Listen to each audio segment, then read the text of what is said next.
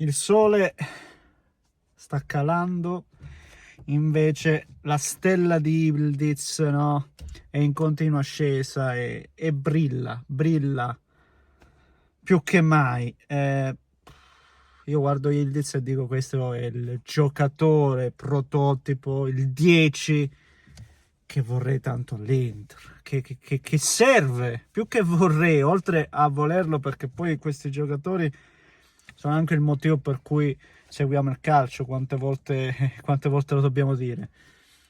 E quindi non solo per una questione estetica, perché poi è sempre piacevole vedere un giocatore che arriva a quella palla, boom, e te la mette al setto, oppure danza, la sposta sul destro, no? La accomoda con questo interno, giocate, calcio, piacere, bellezza, ma anche tanta utilità, perché poi quando devi andare oltre lo spartito, perché parliamo sempre di schemi, di tattica, pattern e tutto quello che vi pare, poi c'è gente che no, si deve accendere e deve trovare e illuminare con le varie giocate. Questo Yildiz lo fa magnificamente. È il 10, è il 10 che vorrei, è il 10 che vorrei. Partiamo da questo, signori miei. Prima, come al solito, facciamo 2 o 3 robette, perdonatemi, location come al solito un po' adattata, mi perdonerete, estate, oggi una giornata all'insegna del mangiare, ci siamo abbuffati, grigliata, non vi dico, anche perché non ve ne frega una mazza, e adesso sto anche sudando come un maialino, ma fa caldo, fa caldo, fa caldo. Se volete, signori miei, lasciate il pollicione come al solito per soddisfare le angherie dell'amico algoritmo, che come al solito sta lì a chiederci questi pollicioni. Se volete, iscrivetevi per seguire i prossimi di contenuti, e tra un po' questa competizione entra anche nel vivo, e partita dopo partita poi un po', devo essere sincero, no?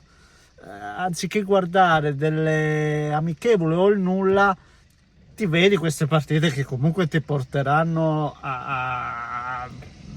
che sto casino, ragazzi, ti porteranno comunque a magari ad alzare un trofeo, il mondiale per club, ragazzi. E l'importanza di questa competizione la capiremo e la valuteremo soprattutto negli anni, perché poi c'è una cosa che è bella, che come il mondiale, anche questa ogni 4 anni, quindi non è una roba da poco. Quindi iscrivetevi se non l'avete ancora fatto e din don scampanellate. Grazie ragazzi, grazie, perché da poco abbiamo raggiunto i 230.000, mamma mia, non so nemmeno, mamma mia, la mia matematica è insufficiente. 230.000 su YouTube, oltre 130-140 su Facebook, non mi ricordo. Comunque siete veramente in tanti che comunque mi sostenete, mi supportate, mi criticate anche, come giusto che sia, mi fate nero, però una piccola parte mi vuole anche bene, quindi grazie. Torniamo a Wydad, Juventus Wydad, è quello che appunto, no, perché poi facevo tutto sto discorso di Yildiz, del numero 10, ma dove voglio andare a parare? Dov'è la questione poi all'atto pratico, nero su bianco? È che giocatori del genere ti permettono anche di trovarti dopo 15 minuti ancora una volta 2-0, ragazzi. Io guardavo ieri l'Inter, mezzala, apertura per il quinto, palla in mezzo, e se la prende una volta ogni 100 anni magari tiri. La Juventus, un paio di verticali, 1-2, ti entra in aria, fatto gol. Quante imbucate centrali ho visto oggi? Tante. Quante volte vedi un giocatore che salta l'avversario? L'ho visto, cose che non vedo, non sto vedendo all'Inter, e questo è problematico, perché bisogna andare oltre, ragazzi. Inoltre che ripeto sempre le stesse cose. Sì, ripeto sempre le stesse cose, perché bisogna guardare oltre la propria squadra del cuore, bisogna guardarsi un po' attorno, e spero che lo facciano. Ma in questo momento siamo qui a parlare della Juventus, e allora non andiamo oltre, anche perché non sarebbe corretto. E sulla Juventus è questo che mi colpisce, ripeto, la variante, no, di giocate, no? La possibilità comunque di poter entrare in area attraverso varie soluzioni. Ecco, questo senza ombra di dubbio mi colpisce, perché poi cito Ildiz, ma lo stesso Concesaro, un altro giocatore che salta l'uomo, hai Colomani comunque che svaria. Devo chiudere perché c'è il corpus domini, processione, proprio mo, vabbè, lasciamo stare. E quindi la variante, le varianti sono tante, ed è un evento, come ho detto l'altra volta, lo ribadisco oggi, va e gioca questa competizione comunque per dimostrare, lo fa con spirito, lo fa con voglia. È una squadra che secondo me si giocherà le sue carte. Per quello che sto vedendo, lo stesso City, altre squadre che mi sono trovato a guardicchiare, devo essere sincero, il Real Madrid, la Juventus sta giocando questa competizione. Attenzione, perché poi è vero, il livello magari salirà, assolutamente sì, ma se la sta giocando. Deve limare l'aspetto difensivo, perché dietro anche oggi ho visto un po' degli svarioni, prendi gol da una rimessa laterale praticamente con delle letture sbagliate, con 2 passaggi ti fai trovare scoperto. Non solo, dopo 5 minuti non mi ricordo chi, l'Orc forse, o chi, tra l'altro questo ragazzo mi è piaciuto, oltre all'Amrabat fratello.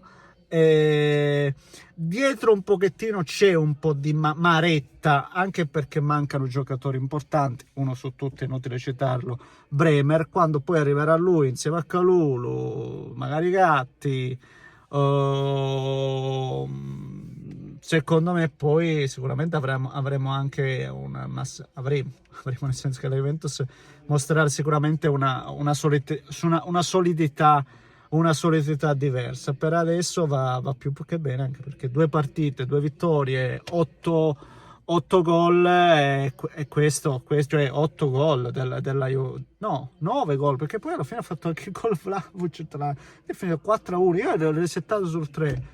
Sì, è vero, è vero. No, la Juventus segna, è vero, contro queste squadre. Però io ho visto che con Monterrey e con, come si chiama, Red Diamond, fai fatica, fai fatica se non hai quello spirito, quelle varianti e variabili di gioco, fai tanta fatica.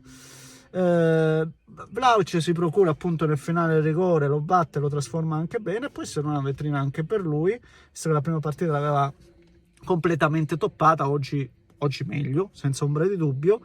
Forse ancora bisognerà lavorare tipo su Koop Meiners, se non riesce a trovare un ruolo prestabilito, non lo so, anche perché devo dire che Tudor ha le sue idee, ha i suoi uomini e va dritto, quindi questo va detto. Vorrei continuare a parlare, ma processione, non si capisce niente, ragazzi, quindi non mi dilungo e non vi ammorbo più del dovuto. Fatemi sapere, signori miei, a questo punto, allora, cosa ne pensate voi. Sto anche sudando come non mai, per cui è giunto il momento di salutarvi. Un grande abbraccio da Neschi.